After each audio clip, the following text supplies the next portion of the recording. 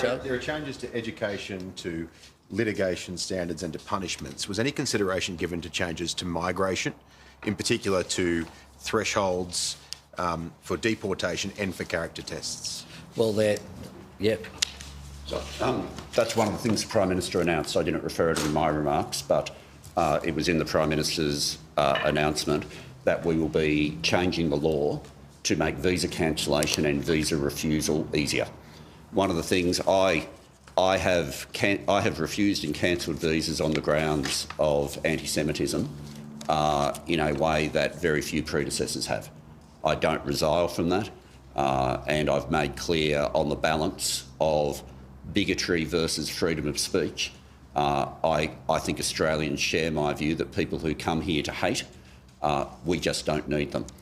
The process within the department of making up one of those cases and getting through them is a hard threshold. I've been reaching it, I've been doing it, and we've been winning in the High Court when we've been challenged. We want to make that easier, to make a very clear message of our expectations. If someone's on a visa, they're a guest in Australia. We're going to go here, then to Sam. Prime Minister, you say you could have done more. Can you explain why you haven't done more until now? Well, we could always have done more. But why haven't you done more? Well, I have done my best to respond. Do I regret anyone in this position would regret not doing more in any inadequacies which are there. But what we need to do is to move forward. We are taking action. We have taken action. Previously, since I've been Prime Minister, we have taken action. We'll continue to do more, and today as well won't be the end. This is an evolving process. I want the anti-Semitism envoy to be a permanent feature of our landscape in this country, and we'll continue to engage in these issues. Anti-Semitism has been around as an ancient hatred. It's been around for a very long period of time. We need to make sure that we continue to engage in those issues, just as right across the board. Prime Minister, after the Port Arthur massacre, John Howard went to rallies, he engaged face-to-face in the community, even after the bushfires. Scott Morrison, went down to the South Coast and got some tough feedback.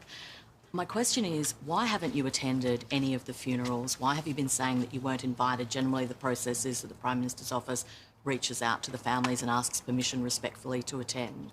And will you be returning to Bondi to meet with victims face-to-face, even if that means receiving some really tough criticism? I have done that. I haven't just been down in Bondi on Monday morning, when at what is now the large memorial, very early on, I met with police. I've met with members of the community. I've been to homes in Bondi. Just on Tuesday, I visited the home of Rabbi Mendel Castell, met with families grieving, going through complete trauma, and I understand that. Have you asked to attend the funeral? I met with the families there and have spoken to them. I certainly, I respect the wishes of families. So that tells you not to attend? I respect the wishes of families, and I will continue to engage with the community. I met with the community leaders and members last night. On the night before, I was with grieving families as well and community leaders at Admiralty House. Each and every day I've met face-to-face with people who are going through the worst of grieving processes as well, and I'll continue to engage with them.